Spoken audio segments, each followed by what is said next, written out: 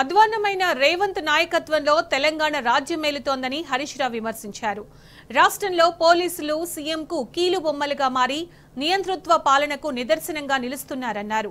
BRS నాయకులపై తప్పుడు కేసులు పెడుతున్న ప్రభుత్వం ఆయన అనుచరులు నేరాలకు పాల్పడినా ఎలాంటి చర్యలు తీసుకోవడం లేదన్నారు. ప్రభుత్వాన్ని ప్రశ్నిస్తున్న ప్రతిపక్ష ఎమ్మెల్యేలపై దాడులు చేయిస్తున్నారని లేఖలో పేర్కొన్నారు. రేవంత్ రెడ్డి తీరు పట్ల కాంగ్రెస్ అధిష్టానం మౌనంగా ఉండడం దురదృష్టకరమన్నారు. తెలంగాణలోని పరిస్థితి మహాభారతాన్ని గుర్తు చేస్తోందని లేఖలో వెల్లడించారు. రాజైన ధృతరాష్ట్రుడు తన కొడుకు దుర్యోధనుడి క్రూరమైన అతిక్రమణలను ఉద్దేశపూర్వకంగా విస్మరించినట్టు అధిష్టానం తీరు ఉందని నిప్పులు చెరిగారు. రేవంత్ రెడ్డి దూషణలకు అడ్డు అదుపు లేకుండా పోవడం ద్వారా కాంగ్రెస్ పార్టీ రాజకీయ మర్యాదను మంటగలుపుతోందని ఫైర్ అయ్యారు.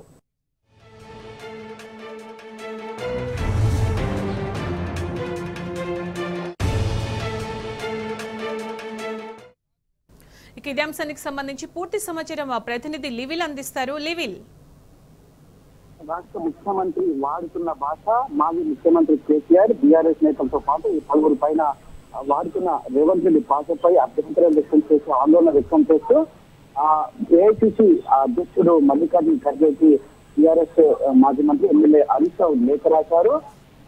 సీఎం రేవంత్ రెడ్డి ఉపయోగిస్తున్న భాషపై అసభ్యకరమైన భాష, నేరపూరితమైన వ్యాఖ్యలను అరికట్టడంలో కాంగ్రెస్ పార్టీ ద్వంద్వ వైఖరి ఎండగడుతూ సముచిత చర్యలు తీసుకోవాలని డిమాండ్ చేస్తూ ఖర్గేకు ఈ సందర్భంగా లేఖ రాశారు.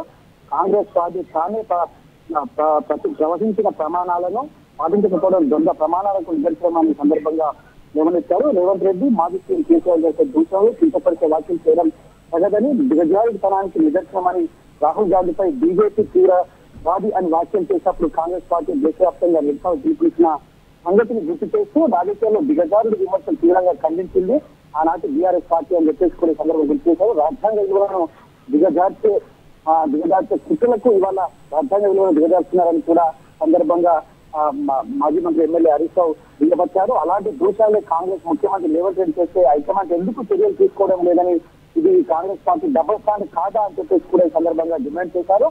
ఢిల్లీలో ఒక రూలు, గల్లీలో ఒక రూలు పాటించడం కాంగ్రెస్ కి చెబుతుంది.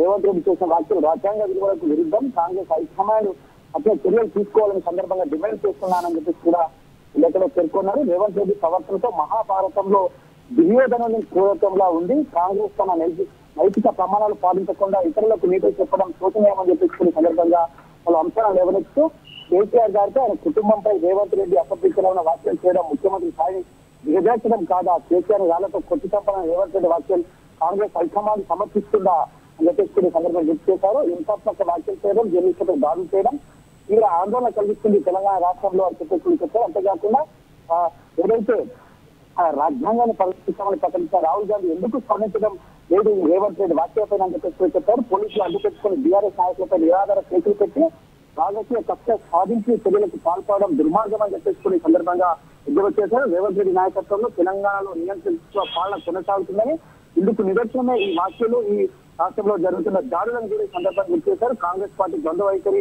మహాభారతంలో ధృతరాష్ట్రుడు దుర్యోధనుడి దుర్మార్గాలను ఉపేక్షించడం లాంటిదే అని చెప్పేసి కూడా ఈ సందర్భంగా పూర్తిగా వారు విమర్శించారు. అయితే రేవంత్ రెడ్డి చేసిన వ్యాఖ్యలు అభ్యంతరకరమైన వ్యాఖ్యలని, అసభ్యకర వ్యాఖ్యలపై కాంగ్రెస్ పార్టీ సమాధానం చెప్పాలి.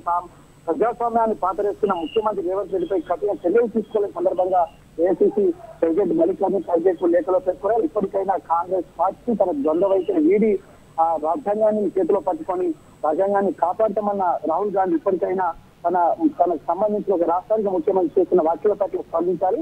దీనికి సంబంధించి మల్లికార్జున ఖర్గే కూడా స్పందించాలి. గతంలో ఏదైతే రాహుల్ గాంధీపై బీజేపీ నాయకులు బీజేపీ నేతలు చేసిన వ్యాఖ్యల విషయాన్ని కూడా సందర్భం గుర్తు చేస్తూ బీజేపీ చేసినప్పుడు ఎందుకు ఆ విధంగా మాట్లాడారు, వాళ్ళ ఒక రేవంత్ రెడ్డి ఒక ముఖ్యమంత్రి స్థాయిలో ఉండి మాట్లాడుతున్న దిగజారు మాటలకు ఏ విధంగా చూడవచ్చు అని చెప్పేసి సందర్భంగా లెక్కలో పేర్కోవాలి. మొత్తానికి ఏదైతే ఈ రేవంత్ రెడ్డి మాట్లాడుతున్న అసభ్యకర పదజాలం పైన, అసభ్యకరమైన భాష పైన ఆందోళన వ్యక్తం చేస్తూ ఏఐసీసీ ప్రెసిడెంట్ మల్లికార్జున ఖర్గేకు లేఖ రాశారు. లేఖలో ఖచ్చితంగా ముఖ్యమంత్రి రేవంత్ రెడ్డిపై ఏఐసీసీ అధ్యక్షుడు చర్యలు కూడా తీసుకోవాలి, క్రమశిక్షణ చర్యలు కూడా తీసుకోవాలని సందర్భంగా డిమాండ్ చేశారు. Right, thank you.